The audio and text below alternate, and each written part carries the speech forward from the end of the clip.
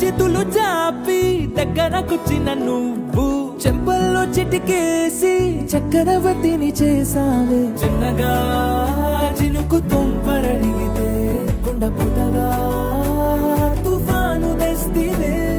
మాటగా మల్లె పువ్వు నడిగితే ముటగా పుల తొటగా పైనొచ్చి పడితివే. బుట్ట బొమ్మ నన్ను చుట్టుకొంటివే. జిందగీ